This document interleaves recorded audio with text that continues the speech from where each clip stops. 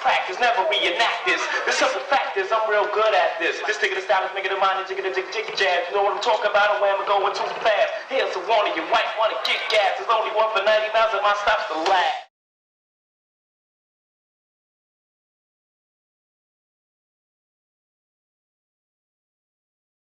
I think Jay-Z is the black horse of the apocalypse. And the reason has nothing to do with just Jay-Z himself, but it starts with Beyonce. Because a while back, I noticed something different about Beyonce, Jay-Z, and Blue Ivy's Met Gala looks. And instead of just looking at them individually, I looked at them as one. And the more I looked at them, the more they started to resemble 3 of the 4 horsemen. And at first I thought it was just a coincidence. But then I remembered that Beyonce brought a black horse into the Cowboy Carter era. And that's when I started connecting everything back to Jay-Z. And that then made me think of when Jay-Z said this. Say it again. Oh. She's not working tonight. Y'all cut that shit out. Okay, so before I get into the evidence of Jay-Z being Famine, which is the black horse from the apocalypse, which is how Beyonce transformed the white horse into the black horse in real time, and how we're now seeing the results of what she did over time. And to do that, we have to go back to her saying, look at that horse, look at that horse, look at that horse. Look at that horse. She said, look at that horse 3 times in Sweet Honey Bucking. And I think that I already talked about how she did Pure Honey for Renaissance. And to others, they may look at it as 2 words, but how I look at it and how I know how clever Beyonce could be, this was a representation of 2 words being made into 1, even though it's 2. And I got that pattern when she dropped Cowboy Carter and did 3 words for Sweet Honey Bucking when I noticed that she used the word honey again.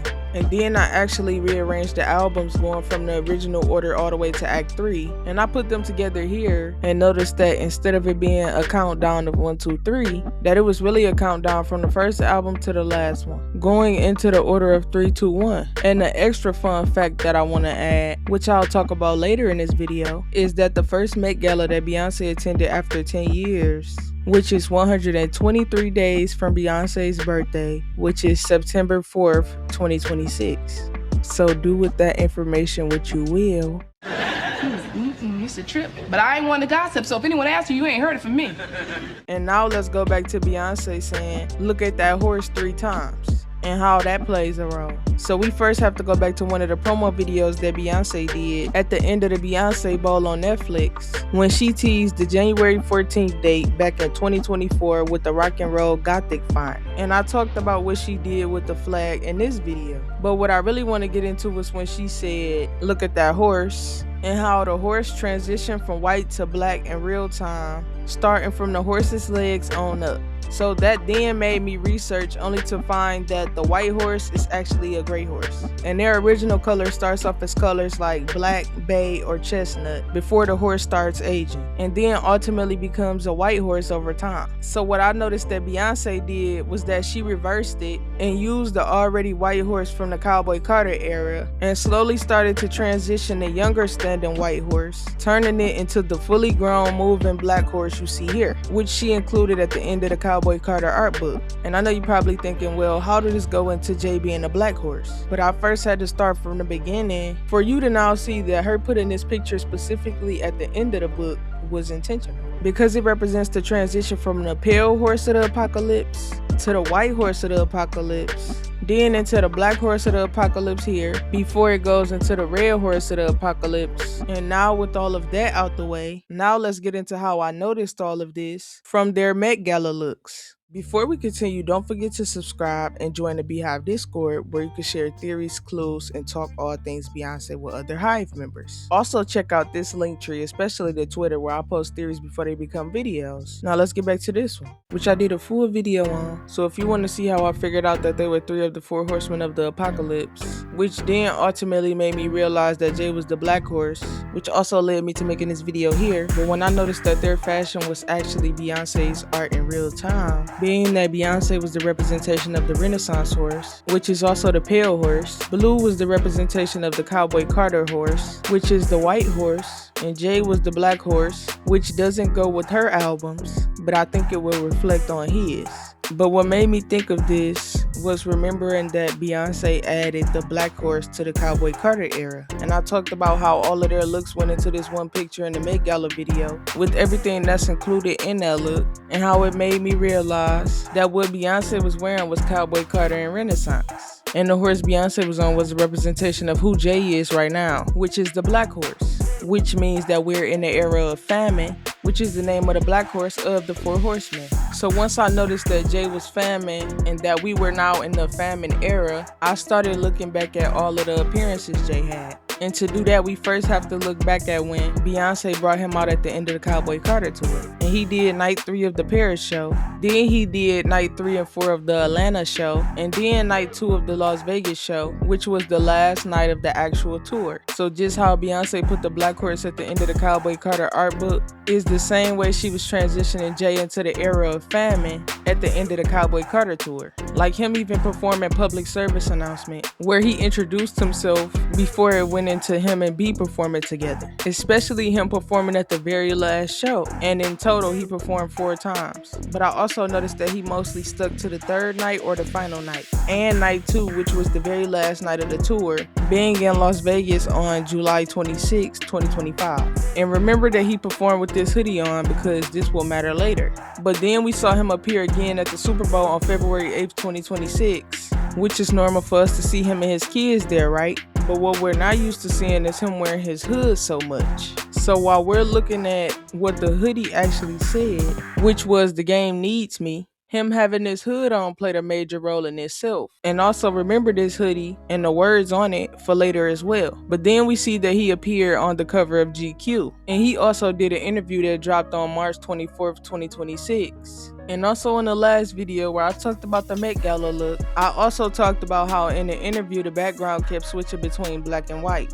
And how in GQ magazine he switched between the black and the white suit. And where do we remember that pattern from? The black horse, right? And that takes me back to the hoodie Jay wore to the Super Bowl, with the hoodie being black and the words on the hoodie being white. So do y'all catch the patterns that I'm catching? Well, just when you thought that was enough, then Jay did another interview with New York Times. And this is also something I want to point out in the GQ magazine interview, which is how he mostly wore darker colors with a little white. And in the New York Times interview, I noticed how he's also wearing a white shirt, which is a lighter color this time, and how he still has his dreads and is not covering them with a hoodie or a hat. But after all of that, Jay and his team then announced the shows that he was going to be doing this summer, with one of the first appearances being a Roots picnic. Well, I came across this video on Twitter where Jay did an exclusive intimate warm-up show in Philadelphia the night before he headlined the Roots picnic set. And what do you see? That hoodie again, right? And this time we know why the hoodie on and off makes more sense now that we know that he planned to take his dreads down for his first main performance. And the stylist that did it came out and said that it took 4 days and 4 bottles of sacred detangler to do it. And even the event the night before the Roots picnic appearance, Jay is wearing dark colors, mainly black. But when I started peeping what Jay was doing to see what I missed, and I believe that this is Jay-Z the businessman. I'll explain.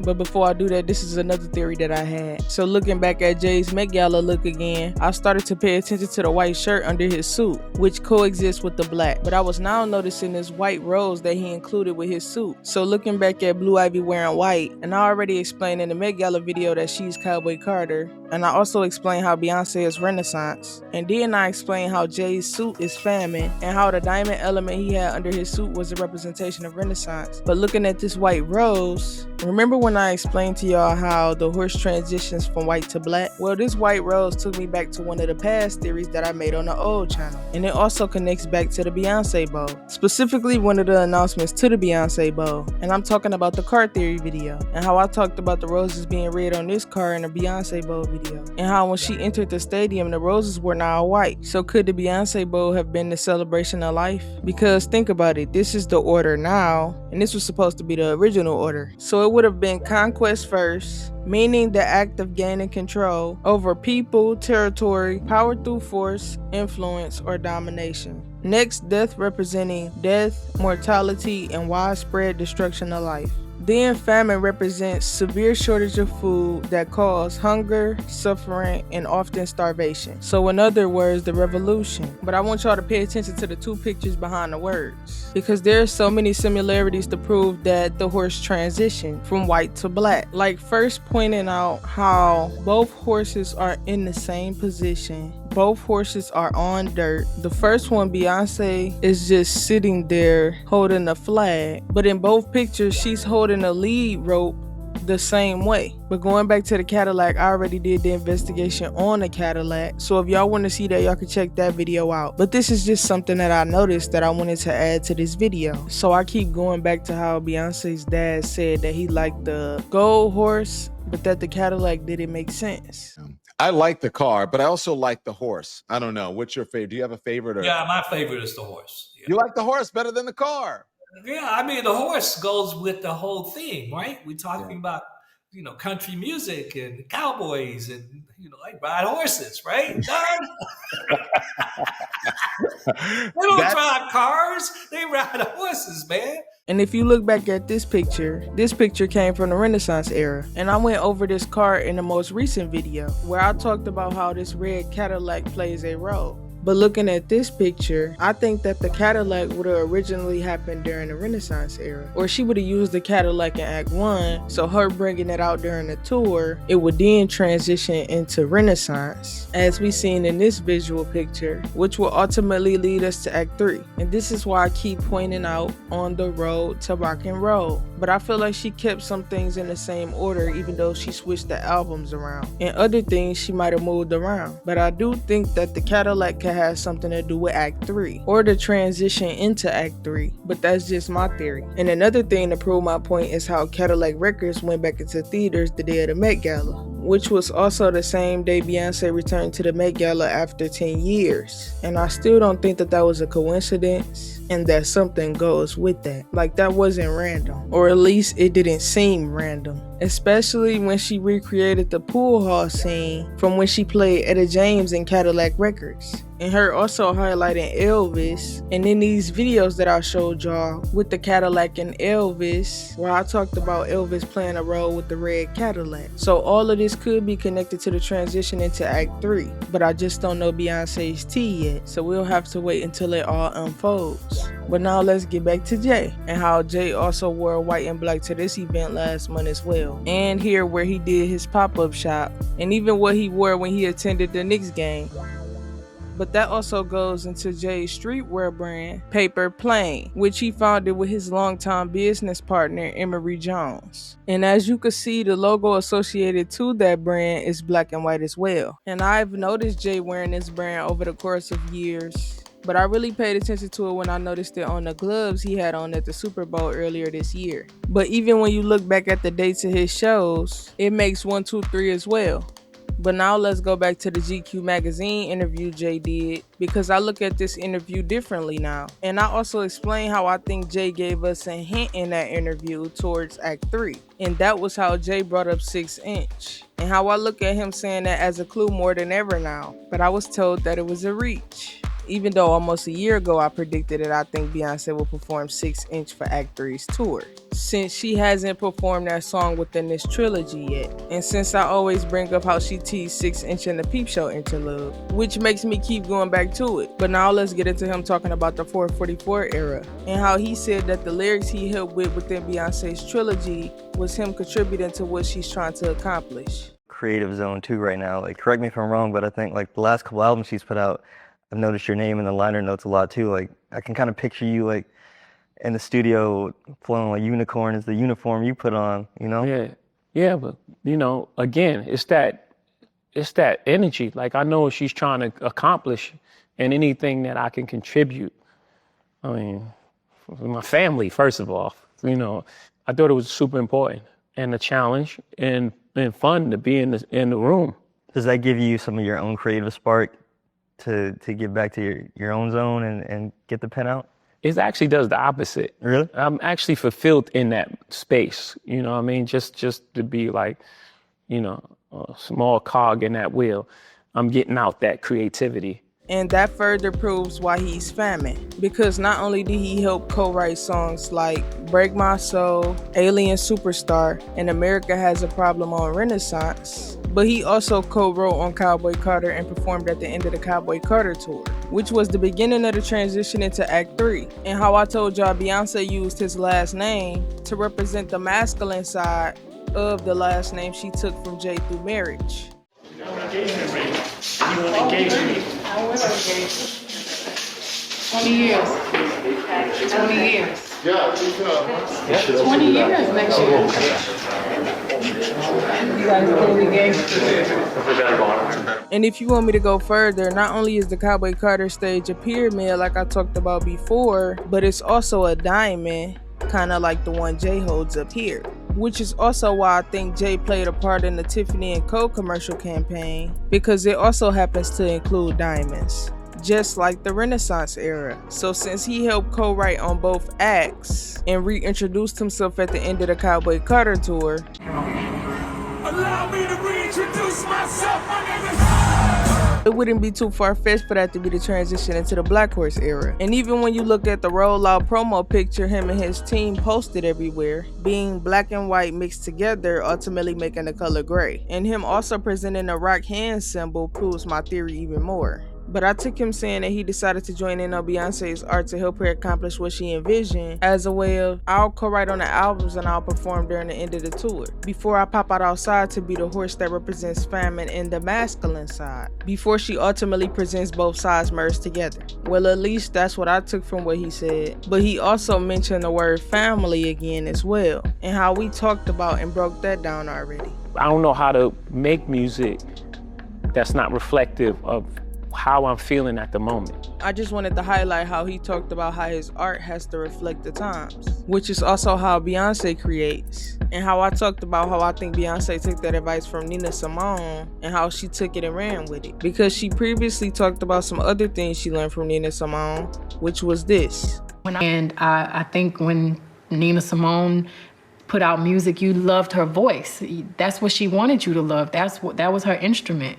But you didn't get brainwashed by her day-to-day life and what her child is wearing and who she's dating and, you know, all the things that really, it's not your business. But him saying that made me go back to his freestyle and how over the last couple of years, a lot has been said about the Carters. And as he said, all right, man, we played enough defense. 2026 is all offense. And how they use those terms in sports, but I want to specifically point out how they use it in baseball and football. And how his shows were at the Yankee Stadium, which is primarily known to be the stadium for Major League Baseball, and how Jay wore sports gloves to the 2026 Super Bowl, which mainly represented football gloves, and how it says that the Yankee Stadium hosts football and baseball games. And I think this also plays a role in Jay's Sacred Hair vlog, where B narrates the history behind Jay's dad and him also liking sports, and his favorite team being in Philly, which could be why Jay specifically picked the Roots Picnic to hold his performance, which then led him to do that unforgettable freestyle. I know they was doing this beautiful thing out in Philly called the Roots Picnic, and I just wanted to come out here and represent for them. And I wanted to do like an all Philly lineup. It had the whole shit. We worked really hard to put this together. I hope you guys enjoyed yourself. Please make some noise one more time for the world famous Roots crew.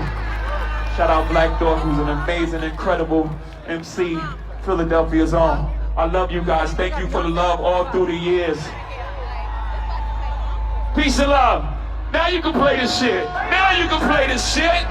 But another clue was how B wore him on her shirt towards the end of the Cowboy Carter tour, while also wearing a New York cowboy hat with denim fabric over it, and how it was also a black hat, because don't forget, New York, NY, on the New York hat is white. But I want to point out that her putting the denim fabric over the New York cowboy hat was kind of like how she transitioned from Renaissance to Cowboy Carter by adding the diamonds to the denim set we talked about. But going back to her wearing the shirt with Jay on it and this Yankees jacket that says Black Yankees, and how I talked about this being a Black Horse era made the word Black before Yankees stand out to me, and so I researched the context to this, only to find out that the New York Black Yankees were a professional Negro League baseball team that operated from 1931 to 1948, also founded in Harlem as the independent Harlem Stars before they rebranded in 1932 and went on to compete in the Negro National League. Though they frequently finished near the bottom of their league, they remain one of the most culturally iconic and visible franchises in Black baseball history. But going back to talking about the actual freestyle and how he rapped and reflected on everything that was said about him and his family over the years, it made me think about what he said here. Bad. The streets really wanted you on that Clips album. Yeah, I was close.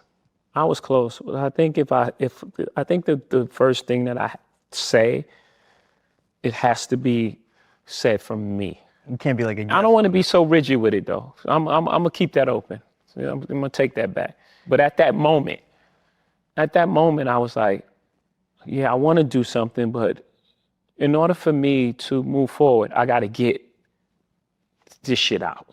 I gotta get it out. When he went into what he felt like he had to get out, that made me think about everything that has been said about the Carters over the last few years and how they didn't entertain it, and how when it comes to music, we know that they say everything that needs to be said. And that led me to believe that that freestyle was just a snippet into the heat that the album is about to bring to the fans' ears. Now let's get into when he expressed his thoughts on the Drake and Kendrick beef in their interview. As a spectator, what did you think of the 2024 back and forth between him and Drake? I'm gonna have an answer you're not gonna like. Okay. Look, there was 4 pillars of hip hop.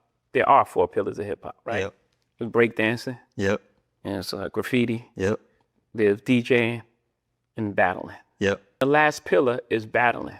We love the excitement, and I love the sparring and the music you get. Mm-hmm. But in this day and age, it's so much negative stuff that comes with it that you almost wish it didn't happen. Really? Yeah, because it's almost like it's a final thing. Now people that like Kendrick hate Drake. Yeah. No matter what he makes, no matter what he says, and it goes far too. It's like attack on his character and his thing and it's like, I don't know if I love that. Yeah. I don't know if it's helpful to our growth. Where the fallout lands, especially on on social media, which takes place every day. Yeah. And now you have these pods of cult. The stan armies. Then how he went more into the negative side of what comes with rap battling nowadays. And it's like, it's too far. Yeah. It's like bringing kids in it. Yeah. And it's like, I don't like that. Yeah. Now it's just like every day they're just trying they're to still talking about it. It's not just talking about it. Not like, yo, this song, I like this. Yeah. No, it's like trying to tear down the people's life. Yeah. It's like trying to, wreck this guy's marriage or this guy's relationship with his child. And it's like, I don't know, man. I don't know if it's worth it at this point. Yeah. I don't know. That's interesting. Again, I love the idea that we got so much music in such a short period of time. Great music. Just everything around it was just like, man, it's like taking us a couple steps back. Yeah.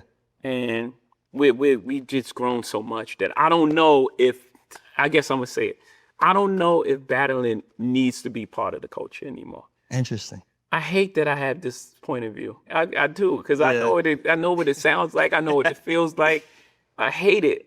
It's just how I feel about it. And this goes back to the point of me saying that I think he's representing Jay-Z, the businessman, in this interview. Specifically because he mentioned bringing people's family into rap beef. And him also saying that he doesn't know if battling need to be a part of the culture anymore. And to me, that was the business side of Jay saying that, which I think could represent the white side of the horse as a representation of his professional side. And all of that made me think that the moves he made after saying that in that interview looked like he was foreshadowing what he was going to do during his performance the whole time, which was the things he said in specific parts of his freestyle. But Wonder King, my children and some of them, have you niggas no shame? Y'all trying to get under skin?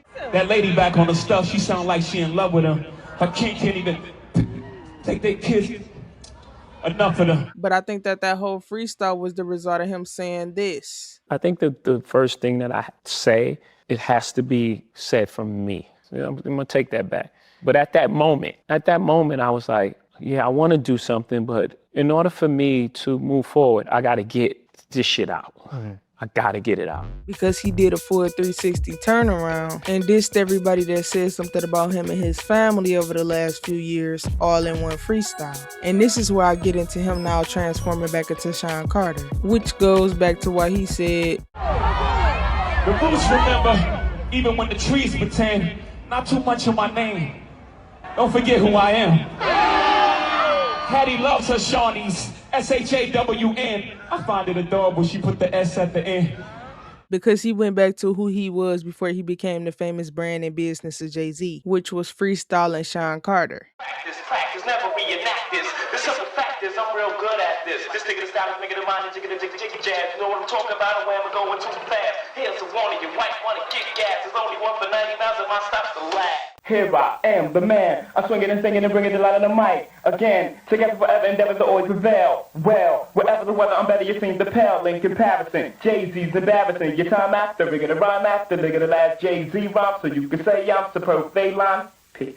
And that's when I knew that the day he did the freestyle was the day he turned into Fam and the Black Horsemen. We just grown so much that I don't know if, I guess I'm going to say it, I don't know if battling needs to be part of the culture anymore. Interesting. I hate that I have this point of view. I do, because I know what it sounds like. I know what it feels like. I hate it. The leprechauns have magically run out of praise. Your son on the federal jail line mumbling something about having too much in his drink. You know how dumb that is? Another one fumbled his, wonder how I get the blame. Niggas' teeth is tumbling out their mouth and somehow I'm the one who done it. It's a murder mystery game.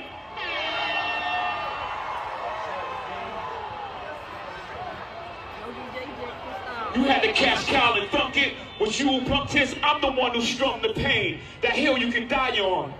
It's way too much flack that comes from those planes. I'm killing them softly. What's understood don't need to be explained. You want it one way, it's the other. I still on you suckers, I'm mauling you niggas gang. I ain't much for me, it's no how. Cancel the brunches, I remember the hunger pains. The price of the bricks going up. It's gonna cost you a B to even say my name. And remember how I pointed out how he wore all black, even down to the Timberland boots. And not only this night, but even at the private performance he did the night before, in the days he performed on a Cowboy Carter tour. And this is just something that I thought was fire on how Jay supporters showed up to his shows, and how it reminded me of how we show up for B.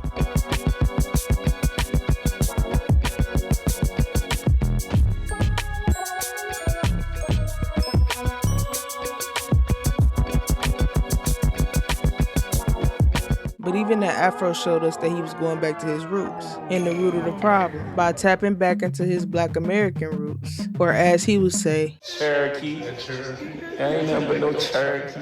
But what also proves this point is when you hear him say this again. The roots remember, even when the trees pretend, not too much of my name.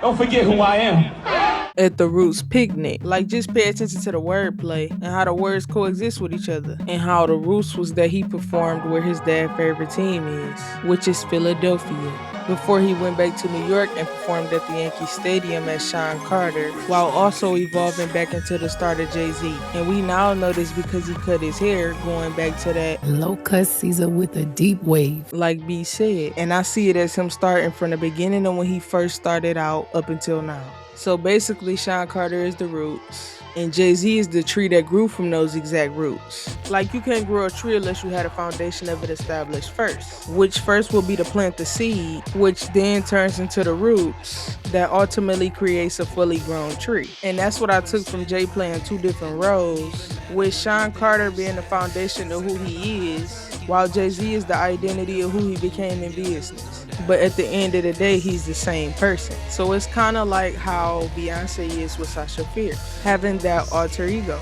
And that's important because the white horse is the same horse. It just transformed into a different color, which then made it a black horse. And that all made sense to why Beyoncé reversed how the horse transitioned. Because in reality, the black horse was slowly transitioning into the white horse originally. But I also think that her doing it held a deeper double entendre meaning behind it, because it could also represent her reversing whitewash history and bring back truth, which is authentic black history. Hence why she's reclaiming all genres of music black people created. And the word reclamation also goes with the repattern I talked about in the Met Gala video. Hence why Cowboy Cowboy Carter was American thing because black is king. But if you watch the last video, I talked a little bit about how I feel like Beyonce made the Renaissance era a representation of femininity, and how the Cowboy Carter era was a representation of masculinity, and how Cowboy Carter was the representation of Jay because she used his last name, and how the Renaissance era represented B because she used her first name, and how that makes up her full name. If you take away Knowles and her middle name, you would get Beyonce Carter. Feminine, masculine. Using her first name as the feminine energy from herself and using her last name as the masculine energy from Jay. So she could ultimately merge both energies together, which is red and blue, to make it one. Where the man who represents the masculine side and the woman who represents the feminine side merged together to become one, showing that is exactly what Beyonce is doing with these albums. But lastly, let's get to the best part, which is why Jay really kept wearing this hoodie, and the ultimate proof on why I think Jay has to be Famine. Well, first I want to point out how there's 4 words on the hoodie, but now let's look at Jay next to the Famine horse in this picture, and what do they both have in common? Well, Famine has on the hoodie too, and this is why I think Jay is Famine, because you have to think of the order of the albums again, and I'm talking about the original order, and it matters because it tells you how everything related to this trilogy would have originally went. Because if Cowboy Carter was number 1 and Renaissance was number 2, then Famine still could have possibly been number 3, and so that means Famine would have immediately came after the Pale Horse, which represents death, so it wouldn't be too far-fetched for Jay to be the Grim Reaper that's coming for everybody that played with the family name, Head. And that's also why I think Jay nephew said what he said, which was,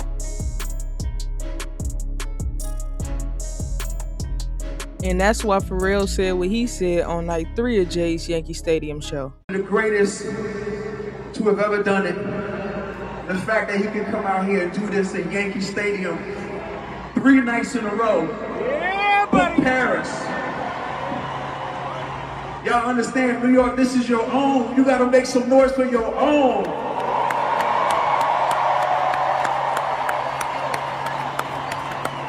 Y'all know him to be the giant that I know him to be. They poked the bear and then the bear cut his hair and now he got on his helmet.